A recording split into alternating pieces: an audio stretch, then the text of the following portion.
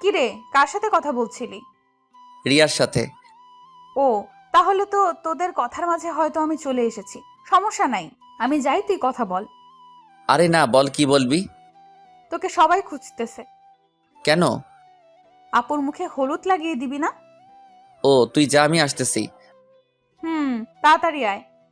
জয়া চলে গেল। আমি রিয়াকে বলি বিজি আছি, পরে কথা বলবো বলে চলে যাই সবার ওইখানে। তারপর ছোট মামি আর আমি গিয়ে আপুর মুখে হালকা একটু হলুদ লাগিয়ে দেই।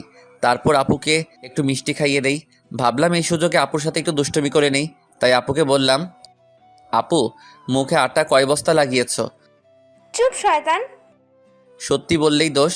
তবে আপু, তোমাকে না আজকে অনেক সুন্দর লাগতেছে। তাই নাকি? Thank you. ইস, যদি আর 5 থেকে 6 বছর আগে জন্ম নিতাম তাহলে কতই না ভালো হতো। কেন? 5 বছর আগে জন্ম নিলে কি করতি? 5 বছর আগে জন্ম নিলে তোমার উপরে লাইন মারতে পারতাম, কিন্তু এত ছোট হওয়ায় তাও পারতেছি না। তুই কি যাবি? না আমি এখন তোকে মারবো। যাচ্ছি, তবে Congress and wish your happy married life. Thanks. Welcome. তারপর সেখান থেকে এসে জয়ার পাশে দাঁড়ালাম।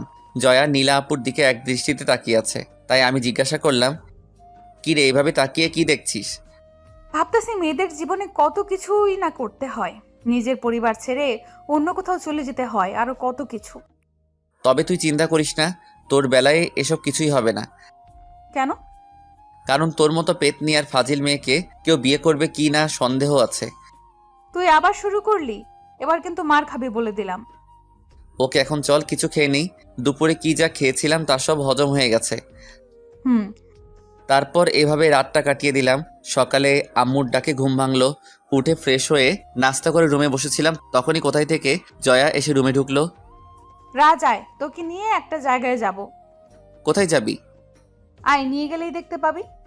তারপর রেডি হয়ে গেলাম, জয়াকে নিয়ে বেরিয়ে গেলাম। আমাকে নিয়ে মার্কেটে ঢুকলো। ভাবলাম জয়া হয়তো মার্কেট করবে, কিন্তু না, জয়া পার্লারে এসেছে। আমাকে ওয়েটিং রুমে বসিয়ে দিয়ে সে চলে গেল ভিতরে। আমি বসে বসে মোবাইল টিপতেছিলাম, তখনই রিয়ার ফোন আসলো, তাই রিসিভ করলাম। কি খবর জনাব, কেমন আছেন? জি ভালো, আপনি কেমন আছেন? ভালো তো। কালকে হঠাৎ কলটা কেটে দিয়েছিলে কেন? বেশি বিজি ছিলে? কিছুটা মামাতো বোনের গায়ে হলুদ ছিল, তো তাই হলুদ তখন লাগাতে গিয়েছিলাম। ও, তা এখন কি করছো? এই তো ওয়েটিং রুমে বসে আছি। কিসের ওয়েটিং রুমে? জয়া আমাকে নিয়ে পার্লারে এসেছে।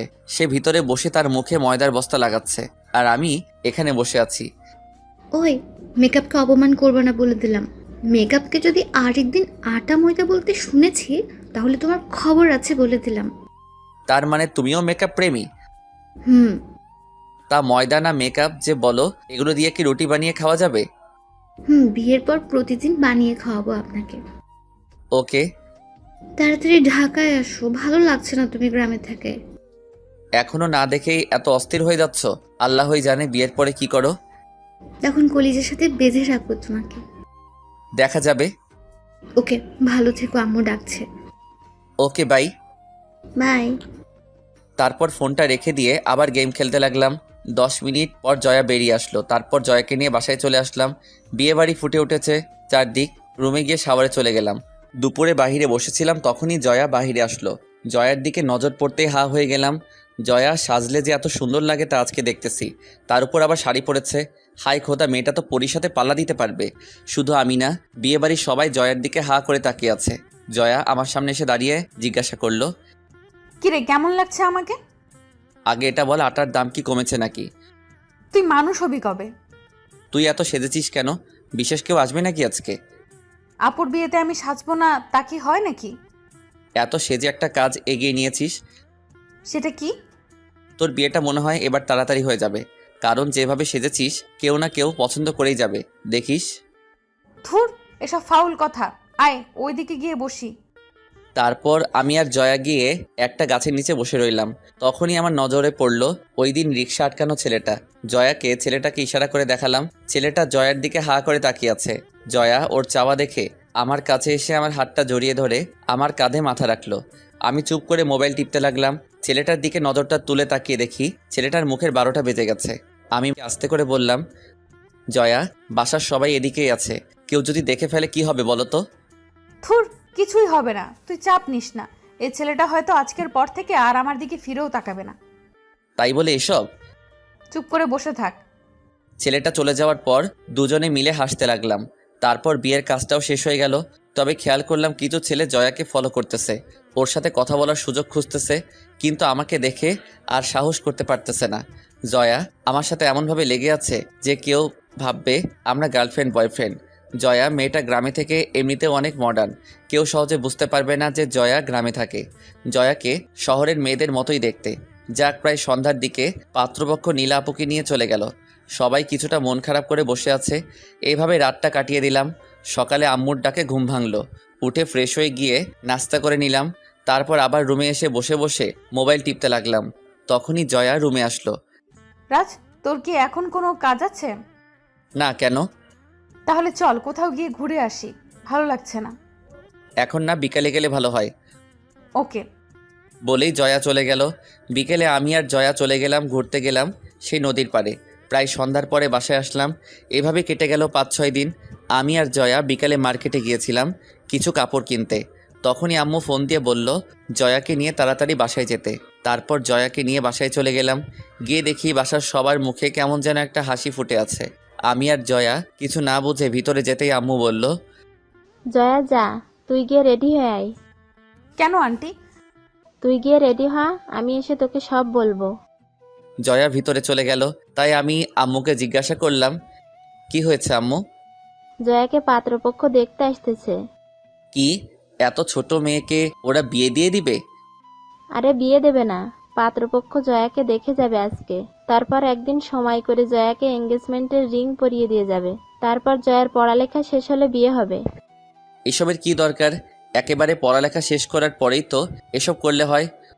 আরে এঙ্গেজমেন্ট করানোর কারণ হলো আর কেউ যেন জয়ার বিয়ের প্রস্তাব না নিয়ে আসতে পারে, সেই জন্য।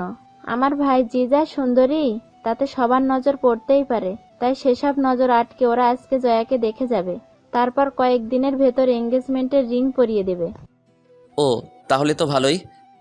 আচ্ছা তুই থাক, আমি গেলাম। আম্মু চলে যাওয়ার পর আমি রুমে গিয়ে ফ্রেশ হয়ে জয়ের রুমে গেলাম। গিয়ে দেখি জয়া সাজতেছে মন খারাপ করে। কি হয়েছে, এমন মন খারাপ করে বসে আছিস কেন? আচ্ছা, এই বয়সে এঙ্গেজমেন্ট করানোর মানে হয়? আমি নীলাপুর বিয়ের দিনই তোকে বলেছিলাম যে এত সাজিস না, বিপদ হবে। হলো তো বিপদটা। থুর, এখন কি করব এটা বল। তুই জানিস তোর মন কি বলে। দেখি কি হয়, সময় সবকিছু বলে দিবে। এটাই। আচ্ছা তুই থাক, আমি গেলাম। গিয়ে দেখি বাহিরে কি হচ্ছে। তারপর বাহিরে এসে দেখি সবাই নাস্তা তৈরি করতেছে পাত্রপক্ষের জন্য। আমি বসে বসে ওনাদের সব আয়োজন দেখতে লাগলাম। কিছুক্ষণ পর কয়েকজন লোক আসলো বাসায়। বিশেষ করে পাত্রটা অনেক সুন্দর। আমি ওনাদের এখান থেকে জয়ার কাছে গেলাম। জয়া, তোর তো কপাল খুলে গেল। মানে? ছেলেটা দেখতে স্মার্ট আর অনেক কিউট। ধুর, বক বক করিস না। ছেলে রাজপুত্র হলেও আমি এখন এসব পড়তে পারবো না। এটা তোর ব্যাপার, তুই থাক, আমি গেলাম। বলে সেখান থেকে চলে আসলাম আবার ড্রয়িং রুমে। এসে আবার ওনাদের সাথে বসে রইলাম। কিছুক্ষণ পর জয়াকে নিয়ে আসা হলো ওনাদের সামনে। সবাই দেখে পছন্দ করলো। যাক, পছন্দ হয়েছে এটা শুনেই খুশি হলাম। ওনারা বাসায় গিয়ে এঙ্গেজমেন্টের তারিখ জানিয়ে দিবে বলে ওনারা চলে যায়। জয়া নিজের রুমে চলে যায় আর আমি নিজের রুমে। রাতে খাওয়া দাওয়া শেষ করে বসেছিলাম, তখনই জয়া রুমে আসলো। মুখটা ভার করে আছে, তাই জিজ্ঞাসা করলাম, কি রে, কি হয়েছে, এমন মুখ করে আছিস কেন? ওইটা নিয়েই। ও, আরে সমস্যা কোথায়? এখন তো ব্যাস এঙ্গেজমেন্ট করে রাখবে, তোর যখন মন চাইবে তুই বিয়ে করে ফেলবি। আর ছেলেও তো দেখতে কত সুন্দর। জয়া কিছু না বলে রুমে চলে গেল। আমিও আর বেশি রাত না জেগে ঘুমিয়ে গেলাম। সকালে আম্মুর ডাকে ঘুম ভাঙলো। উঠে ফ্রেশ হয়ে নাস্তা করে নিলাম। তারপর জয়ার সাথে ড্রয়িং রুমে বসে কথা বলতে লাগলাম। হঠাৎ খেয়াল করলাম ছোট মামা রুম থেকে বেরিয়ে আসলো। রাগী মুখ দেখে আমি আর জয়া দুজনেই দাঁড়িয়ে গেলাম। মামাকে আমি জিজ্ঞাসা করলাম, মামা কি হয়েছে? মামা কোনো কথা না বলে ঠাস করে জয়ার আর আমার গালে চর বসিয়ে দেয় 2টা। আমি আর জয়া অবাক হয়ে তাকিয়ে আছি মামার দিকে। কেন চর মেরেছে এসবের কিছুই বুঝতেছি না। জয়াও আমার মতোই অবাক হয়ে তাকিয়ে আছে। আম্মুর দিকে তাকিয়ে দেখি উনিও রাগী মুখ নিয়ে তাকিয়ে আছেন আমার দিকে। কি হচ্ছে কিছুই বুঝতেছিলাম না। তখনই বলে উঠল, তোদের কারণে আজকে আমার এত বড় অপমান সহ্য করতে হলো। কেন, আমরা আবার কি করলাম? আবার জিজ্ঞাসা করিস কি করেছিস? জানিস আজকে তোদের জন্য জয়াকে দেখে যাওয়া লোকগুলো আমাকে অপমান করেছে। কি করেছি এটা না বলে বুঝবো কিভাবে?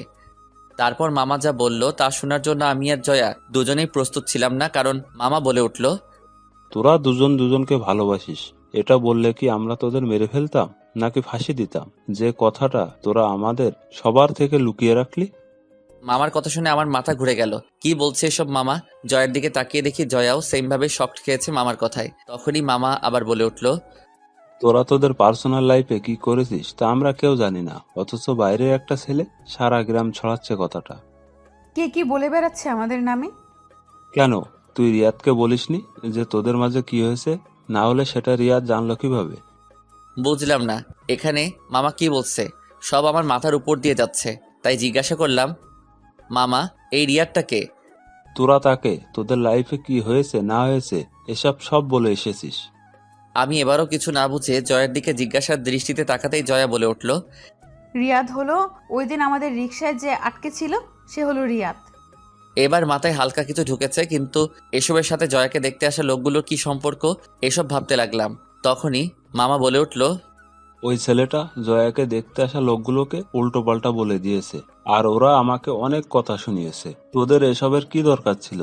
আমাদের বললে কি আমরা তোদের মেনে নিতাম না? আর ওই ছেলেটা সারা গ্রাম জয়ার নামে বদনাম ছড়াচ্ছে। মামা আপনি। আমি আর কিছু বলার আগেই মামা তার রুমে চলে গেল। আস্তে আস্তে সবাই নিজের রুমে চলে গেল। এখন ড্রয়িং রুমে আমি আর জয়া দাঁড়িয়ে আছি। জয়াও কান্না করতে করতে তার রুমে চলে গেল। তারপর আমিও নিজের রুমে গিয়ে কিছুক্ষণ আগের সব কথাগুলো নিজের মনে গোছাতে লাগলাম। তারপর ভাবলাম এখন রিয়ার সাথে কথা বলে মনটা হালকা করি। এই ভেবে রিয়ার নাম্বারে কল দিতে দেখি রিয়া আমাকে ব্লক লিস্টে ফেলে দিয়েছে।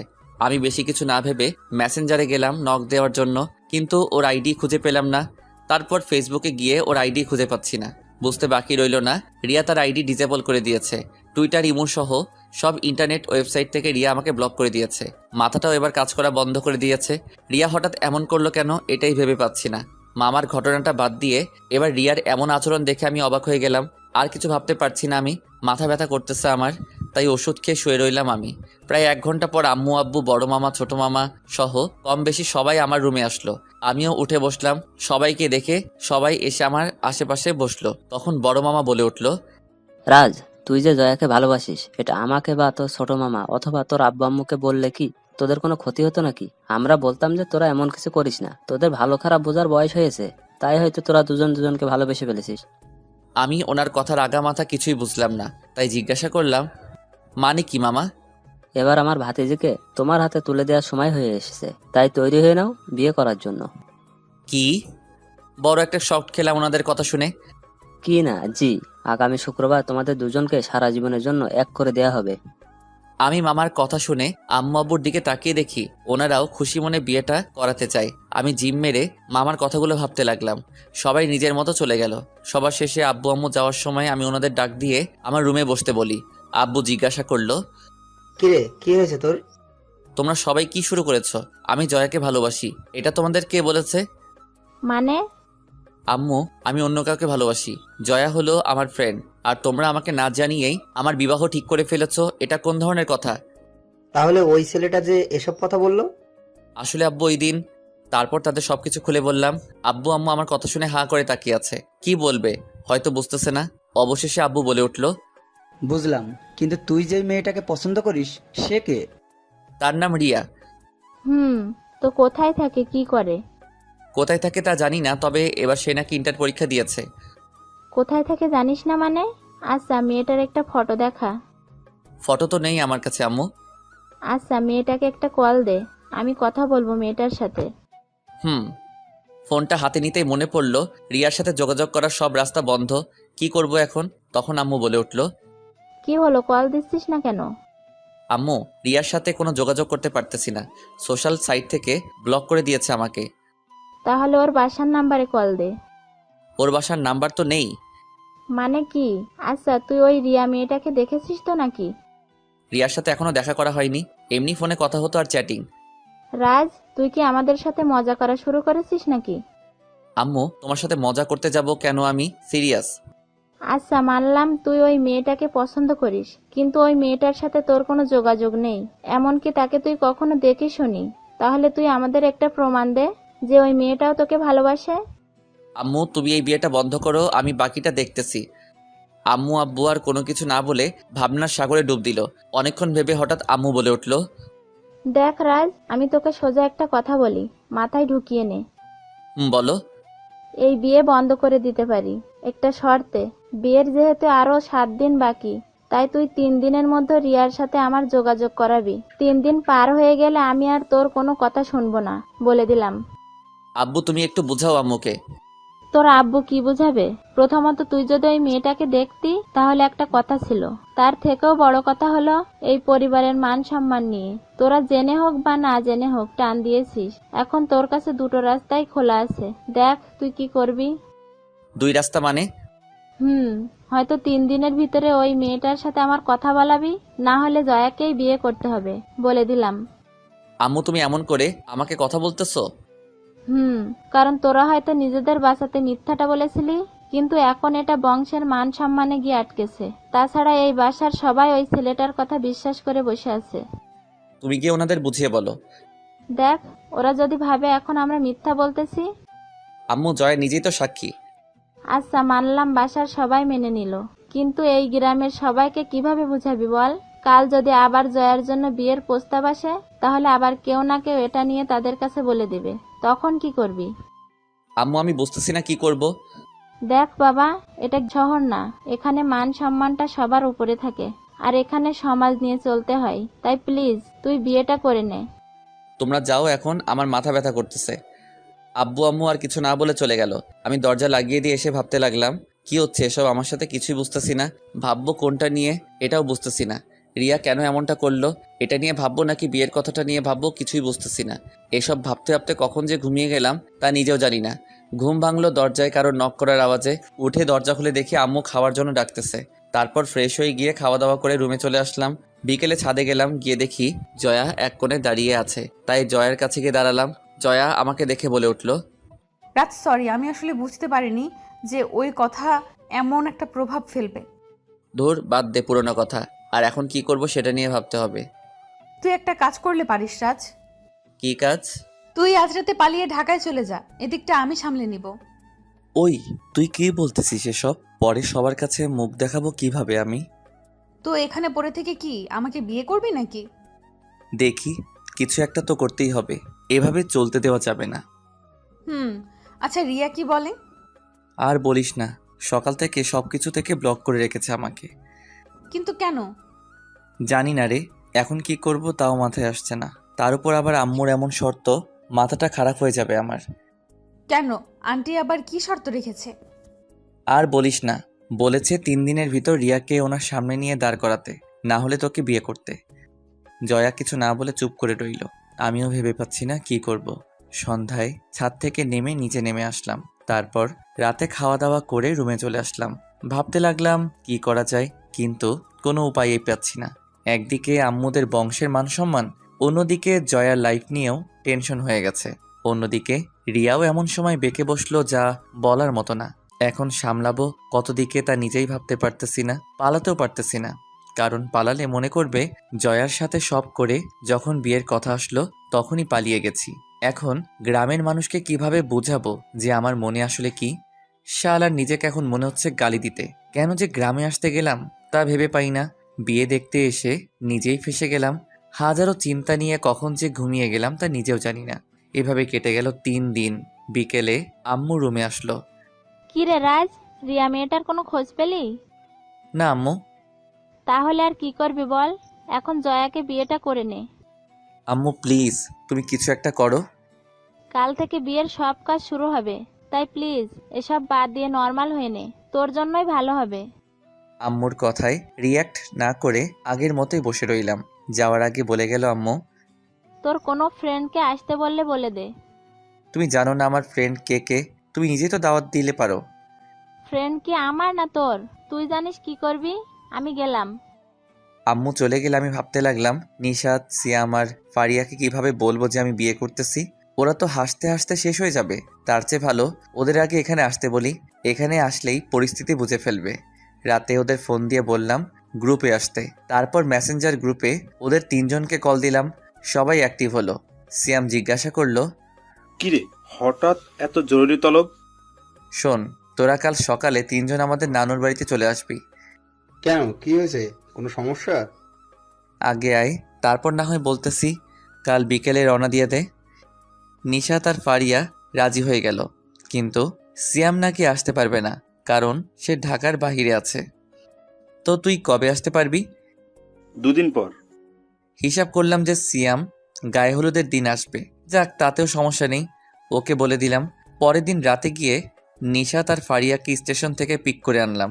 এদিকে বাসাটা হালকা সাজিয়েছে, তাই ওরা হালকা অবাক হয়ে ভিতরে আসলো। ওদের আমার রুমে বসালাম। ফারিয়া জিজ্ঞাসা করলো, কি রে রাজ, তোর মামাতো বোনের বিয়ে তো অনেকদিন আগেই শেষ, তা বাসাটা আবার সাজাচ্ছে কেন? কারণ তোর ভাই বিয়ে করতে যাচ্ছে। মানে? আর বলিস না। কিভাবে হলো? আর রিয়ার কথা বলিস না ওনাদের? শোন, আমি তোদের সব বলতেছি। তারপর ওদের শুরু থেকে সবকিছু খুলে বললাম। ওরাও শুনে চুপ করে রইল। কিছুক্ষণ কি বলবে হয়তো ভাবতেছে। তখন নিশাত বলে উঠল, সবকিছু যেমন তেমন, কিন্তু রিয়া এটা করবে ভাবতেও পারিনি। কি বলবো বল? এই জন্যই বলেছি, না দেখে প্রেম করার দরকার নেই। এখন কি করবি এটা বল।